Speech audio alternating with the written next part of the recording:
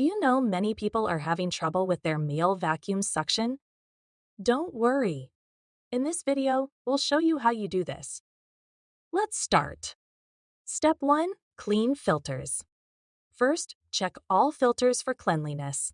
Clean or replace them as needed to ensure air flows freely through the vacuum. Step 2. Check frame. Inspect and clean the filter frame and pre-filter to ensure there are no obstructions or dirt accumulation.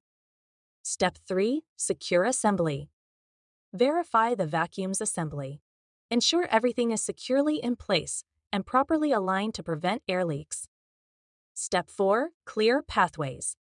Clean the air pathways thoroughly, even if they appear clear, to remove any subtle dust buildup. Step 5. Replace filter. Regularly replace the exhaust filter according to the recommended schedule to maintain optimal performance. Step 6. Use originals. Use only original Miele accessories, which are designed to fit and function perfectly, ensuring strong suction. After following these steps, your vacuum should perform with the powerful suction you expect. Still need help? Visit our website for the complete manual. There you will also find questions and answers from other Miele users. Did you find this video helpful? By subscribing, you help us continue to answer users' questions.